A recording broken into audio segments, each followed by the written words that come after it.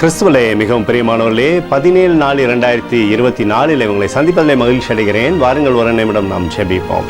அன்பு தகப்பனே, இன்றைக்கு என்னுடைய பாதுகாப்புக்காய் ஜெபிக்கும்படி என் தேவனுடைய சமூகத்தில் வருகிறேன்.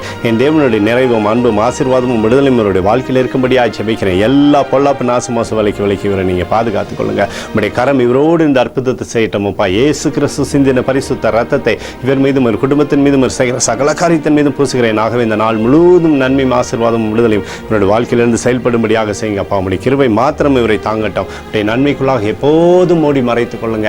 ஏசாயா 58:9 நீ கூப்பிடுவாய், கர்த்தர் மறு உத்தரவு கொடுப்பார் என்று சொல்லி எழுதியிருக்கூடிய வார்த்தையின்படி ஆண்டவரை இவர் கூப்பிடும் பொழுது என் தேவனுடைய மறு உத்தரவு எப்போதும் இவருக்கு ஆறுதலாக இருந்து ஆசீர்வதிக்கும்படி செய்யுங்க. இயேசுவின் நாமத்திலே ஒப்புக்கொடு ஜெபிக்கிறேன் நல்ல பிதாவே, ஆமேன். பிரியமான ஜெப பங்காளரே, ஆண்டவர் நம்மளோட ஜெபத்தை கேட்டிருக்கிறார். ஒரு நிமிடம் நம்ம இந்திய தேசத்திற்காக ஜெபிப்போம். அன்பு தகப்பனே, 17/4/2024 இந்திய தேசத்திற்காக ஜெபிக்கும்படியாக என்னுடைய சமூகத்தில் வருகிறேனப்பா. தேசத்தை என்னுடைய நன்மையினால் நீர் திருப்தியாக்கும்படியாக ஜெபிக்கிறேன். பாராளுமன்ற எலெக்ஷனை ஆண்டவரே நீங்கள் ஆசீர்வதிங்க. நம்முடைய கிருபை எலெக்ஷன் மீது இருப்பதாக தகப்பனே. நேர்மையான எலெக்ஷன் நடக்கும்படியான கிருபை நீர் வைப்பீராக.